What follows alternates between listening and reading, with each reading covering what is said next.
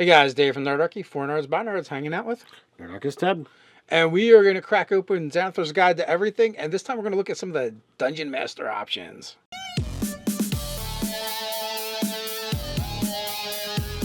Jump down the description below where you can sign up for Nerdarchy the newsletter, get weekly gaming tips, as well as learn how to game with Nerdarchy. And we are on page 76 of Xanathar's Guide to Everything, which in the description below you can find a link to grab your own copy. And also, if you're seeing this before I believe the 21st, we have a contest going on where we're giving away these books right here, these very books. We will even deface them for you if you like. But in our Xanathar's Guide flip through video, there's a link in the description that you can sign up for that contest. Absolutely. All right, so we're looking at the DM's tools, as Dave said, page 77 of your trusty book, Dungeon Master's Tools, Chapter 2. This is a section that I immediately turned to because I DM more than I game, so all right, let's see what it is. So we're going to take the first half dozen pages or so, and we're just going to go a quick run through of what you can expect to find. So if you're buying this book, what's in it for you. Like right here, right off the first page, what I'm saying is I'm actually seeing questions I feel like have been asked on Sage Advice a lot. Mm-hmm. And the Wizards team is responding by going, okay, maybe we need more clarification. So just like the DM's guide, there's information in here that makes me breathe easier as a DM. And it fits right in there with it. It says, the material in this chapter is meant to make your life easier. Ignore anything you find here that doesn't help you, and don't hesitate to customize the things that you do use. The game's rules exist to serve you in the games you run. As always, make them your own. I'm like, yes, I love this, that the rule books are straight up telling you it's your game. Do what you want. Right. This is the DM section, and it is only the DM section for the DM that's running the game at the time. Yes, is what I would say. So if you DM and you're a player at the moment, it means you're not the DM. They get final say. Give it over. Mm-hmm. So getting into the first thing, we have simultaneous effects, and it's cut and dry. Whoever's turn it is, if two effects are happening at the same time, that person determines the order of effect. It's not always last in, first out, or any of that kind of stuff. If you're a player and you have to make two saving throws, but if you make one first, it'll make the other one better. Well, do as you will. Obvious example, if you're under the effect of some kind of thing that gives you disadvantage on your next save, or all other types of saves, and you pass that, well then you don't have to make the other one with disadvantage because you're not under that effect anymore. So it goes into falling, rate of falling, flying creatures and falling. So those get covered. It goes into sleep. It breaks down waking someone up, sleeping in armor, what you can expect from those. And you see those kind of questions all over the place, and it's like, I've never had that have to occur in my game. I've never had to worry about it in my game, but yet many players, worry about that. It gives the rules as well as for going without a long rest. Which that I think, can come up, and I really like actually having the rules for that, spelled out. So you don't have to make it up on the fly. Sure, it makes it easier. It's, consistent. Then it goes more into proficiencies and things that involve them. Like, not only could you make armor out of adamantium, you can make weapons out of adamantium. It tells you what it costs and what it's going to do for you. There isn't a huge benefit in 5th edition for doing that, but some monsters are only affected by, magic weapons or adamantium. Also, it's probably your weapons are going to be probably nigh indestructible because they're made of adamantium as well. There's 3 paragraphs that have nothing to do with anything else but tying knots. And I actually, as someone who has spent a significant amount of time tying knots, I don't want to know what you do in your after hours. Scouts, dude. Scouts. Oh, is that what they're calling it nowadays?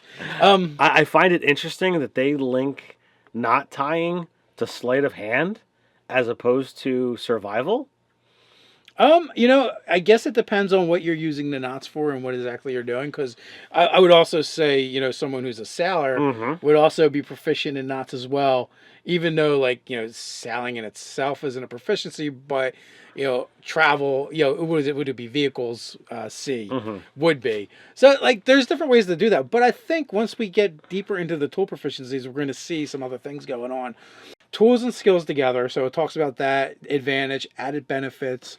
Then like each Well, I think we need to go in a little bit more as to what that is.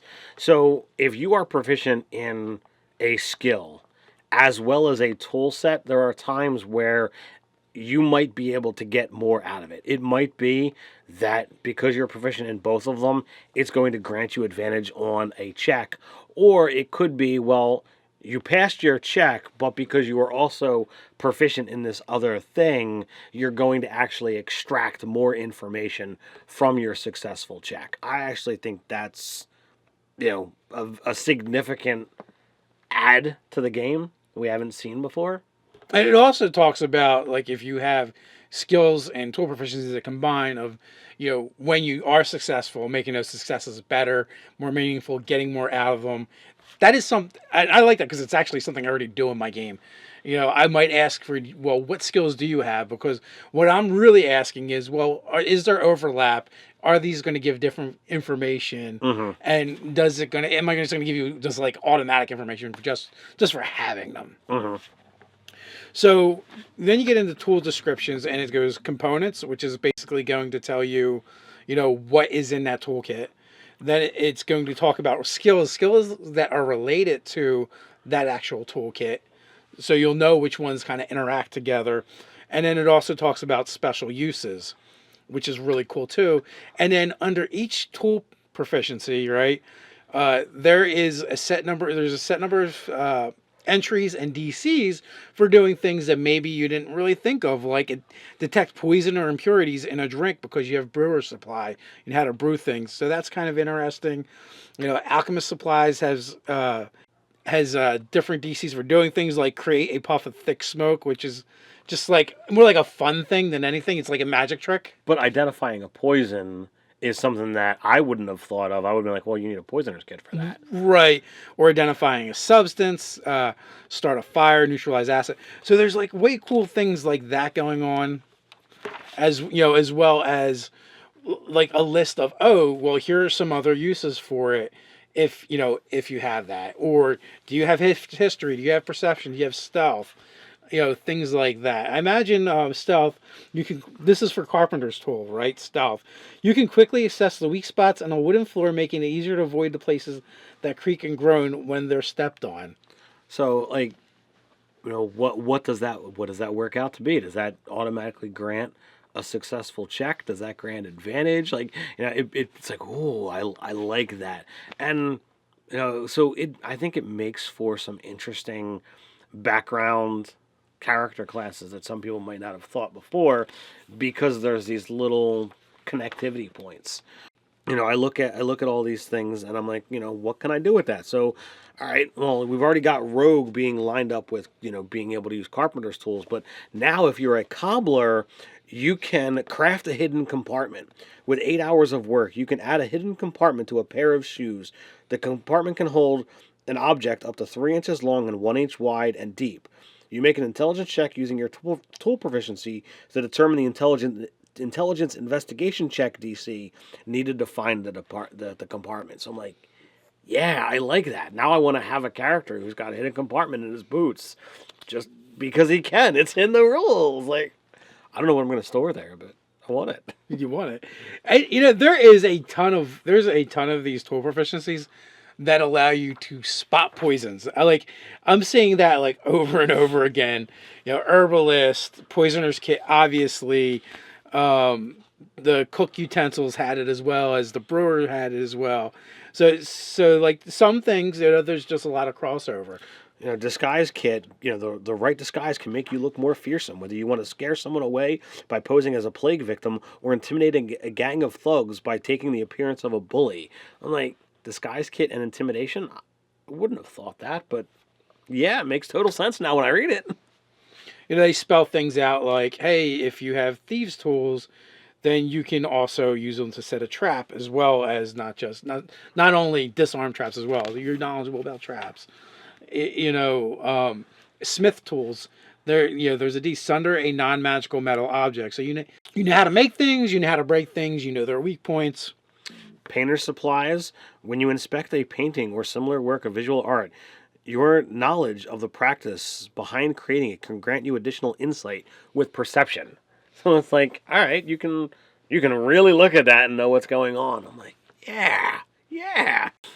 Ticker's tools temporarily repair a disabled device. So, for the rogue that just disarms or trap, I think that to me says, well, these guys could probably fix it. There's so much that's here, and even just the boiled down of this is what is in the kit, because there's sometimes you need something and it's like, oh man, all I got is this kit. Well, wait a second, that kit comes with paper and ink. I can write a message and pass that along. Now, yeah, like you can break that down to, okay, well this one happens to come with 9 sheets of paper. Well, I've used one and I've used some ink. So clearly I don't have that anymore, or at least I've got less ink and one less sheet of paper. But in a pinch, your supplies or your kits actually have things that you can use that you might not be thinking of. So this is even allowing you to go one step further, apart what's written in here, and be able to use these things and think outside the box for other things that you might need in a pinch. So, Weaver's tools under investigation, using your knowledge of the process of creating cloth objects, you can spot clues and make deductions that others would overlook when you examine tapestries, upholstery, clothing, and other woven items. So, like, this section is wrought full of stuff like that, where maybe as a player or as a GM and you're inexperienced or you're newer, maybe you wouldn't think of that. But, I feel like this is a good section to read through, and it's going to kind of like stimulate that thought process and maybe have you start thinking more about your character and some of the things on it that are tool proficiencies that aren't getting used. Now you'll be able to use them more in your game, and you'll be thinking about using them more in your game. I think after players start reading this stuff, I think there's going to be a serious uptick in characters with tool proficiencies, or guild artisans to say the least. Well, this is just in time because I do have a character right now that has like 8 different tool proficiencies. Whoa. Something ridiculous. Maybe it's only 6. I'm not sure. He's got a bunch. That's a lot. Well, Artificer. Yeah. We'll do that for you. Yeah. As a gunsmith, you get 4. So the question is, guys, how much are the rules for this stuff going to see the light of day in your game? We got a place where you can tell us all about it. That's the comments down below. While you're down there, don't forget to like, share, and subscribe. Don't forget to jump into the description, grab the link to get your own copy of Xanathar's Guide on Amazon. So until next time, stay nerdy.